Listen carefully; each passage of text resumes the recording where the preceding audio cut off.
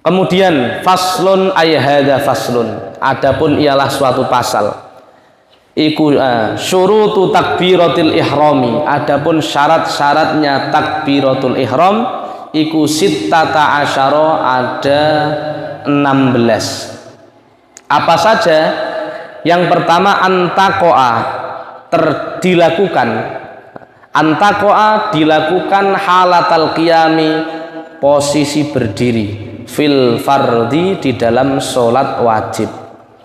Takbiratul ihram harus dilakukan dengan berdiri kalau dia sholat wajib, tentunya bagi yang mampu ya. Yang kedua, wa antakuna bil arabiyati, harus dilafalkan dengan bahasa Arab.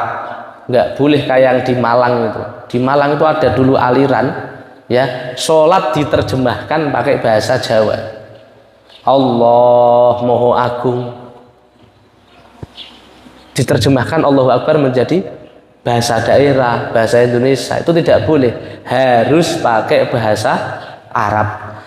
Yang ketiga, wa antakuna bilafdzil jalalah, harus dengan lafadz Allah. Lafadz jalalah itu lafadz Allah, nggak boleh diganti Ar-Rahmanu Akbar. Ar-Rahmanu utawi Allah kang maha Rahman, maha pengasih, iku Akbar, maha besar. Nggak boleh, harus lafadznya Allah, nggak boleh diganti yang lain, walaupun sama-sama maknanya Allah ya.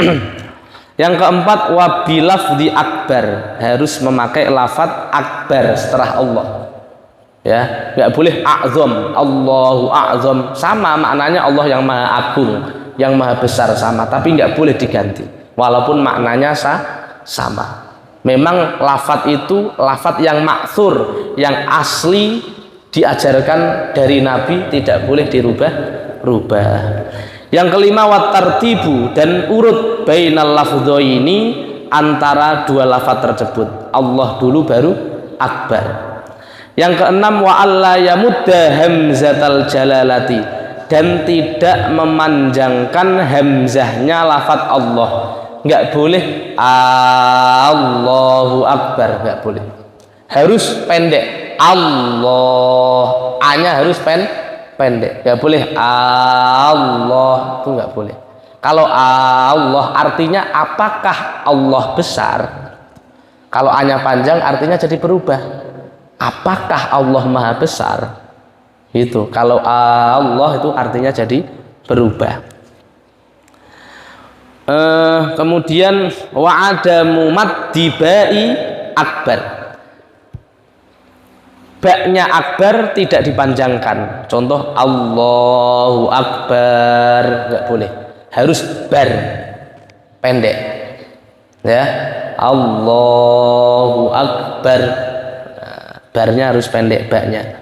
Yang kedelapan, wa alla yushaddidal ba, atau Allahu Akbar ada tasdidnya, tidak boleh. Yang kesembilan, wa alla yazida wawan sakinatan au mutaharrikatan bainal kalimataini, tidak boleh menambahkan wawu sukun atau wawu yang berharokat antara kata Allah dan kata akbar. Contohnya yang salah adalah Allahu Akbar, hunya panjang. Kalau hunya panjang berarti tambah wawu, atau Allahu Akbar, itu juga nggak boleh. Jadi harus hu akbar. Nah, ini dibahas oleh pengarang kitab supaya apa? Supaya kita benar di dalam melafadzkan kalimat Allahu Akbar. Wa alla yazida wawan qoblal jalalah, nggak boleh juga menambahi wawu sebelum Allah. Wallah, contoh Wallahu Akbar, nggak boleh. Yang ke-11, wa alla yaqifa baina kalimatai at-takbir, nggak boleh berhenti antara dua kalimat tersebut, dua kata tersebut. Waqfatan tawilatan wala qasiratan, baik berhentinya panjang maupun sebentar. Contoh Allahu Akbar, berhenti begitu nggak boleh. Mau berhentinya sedikit kayak baca saktah maupun agak panjang itu tidak boleh, harus disambung Allahu Akbar itu. Yang ke-12 wa ayyusmi'a nafsahu jami'a hurufiha. Penting ini. Kita kalau takbiratul ihram mau sholat maghrib, sholat isya, sholat duhur, sholat asar, harus telinga kita terdengar oleh suara kita sendiri. Minimal Allahu Akbar, kita tuh dengar. Kalau kita nggak mendengar, nggak bisa mendengarkan suara kita ketika kita melafadzkan takbiratul ihram, padahal suasananya sunyi, nggak ada orang dangdutan, maka tidak sah. Telinga harus bisa mendengar, walaupun mendengarnya cuma tipis-tipis saja. Yang ke-13 waduhulul waktu, masuk waktu fil muaqqati, di dalam sholat yang memiliki waktu. Ya, kalau mau sholat gerhana ya harus nunggu nutup dulu. Kalau belum nutup, belum tertutup sedikit ya belum boleh sholat gerhana gitu loh. Wa iqa'uha, dan melaksanakannya halal istiqbali, ketika posisi menghadap kiblat. Kita sholat sunnah itu boleh sambil nyetir. Contoh kita mau sholat duha ya, sambil berangkat kerja, itu boleh kita sambil bawa mobil atau bawa motor, itu boleh. Syaratnya apa? Ketika takbiratul ihram wajah kita menghadap kiblat. Setelah takbiratul ihram mau menghadap ke utara, ke selatan, terserah.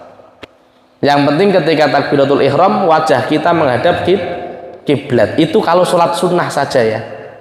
Dulu Nabi sholat sunnah sambil nunggang onta, sambil naik onta. Ketika takbiratul ihram Nabi menghadap kiblat, habis itu terserah ontanya mau menghadap kemana sampai salam. Kalau bisa dicoba bawa mobil sambil sholat sunnah. Biar apa? Biar nanti lewat jembatan Shirathul Mustaqim pakai mobilnya sampean gitu loh, karena mobilnya pernah dipakai sholat. Eman mobil ditinggal di dunia, harus dibawa ke akhirat. Caranya gimana? Gunakan mobilmu untuk ibadah, untuk sholat, maka kamu nanti akan membawa mobil itu sampai akhirat. Kalau cuma tinggal di dunia ya wes gawe ngelancar terus saya mau ditinggal iku ning donya itu.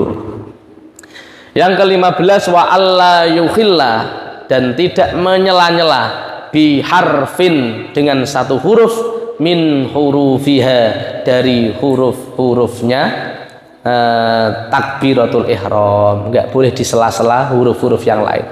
Allahu wa akbar, Allahu ju akbar, tambah-tambah itu enggak boleh sela-sela huruf yang lain. Yang terakhir, yang ke-16 wa ta'khiru takbiratul ma'mumi. Ini penting ini, an takbiratil imami. Harus mengakhirkan takbiratul ihramnya makmum dari takbiratul ihramnya imam. Kalau imam belum bar, kita jangan setar. Nah, imam kan ngimam ini Allah, kita jangan keburu-buru pengen nyelip itu loh. Kita sama dengan imam takbiratul ihramnya, nggak sah makmum kita, nggak sah sholat kita. Imam nggak boleh membarengi takbirnya, makmum tidak boleh membarengi takbirnya imam, apalagi mendahului. Membarengi saja nggak boleh, apalagi mendahului. Sama juga nanti Fatihah, makmum nggak boleh membarengi Fatihahnya imam, apalagi mendahului. Ini khusus sholat yang jahar, khusus sholat yang ada suaranya. Tapi kalau yang nggak ada suaranya kan nggak ada yang tahu. Kadang imamnya bacanya Fatihah santai, makmumnya gaspol. Nggak apa-apa.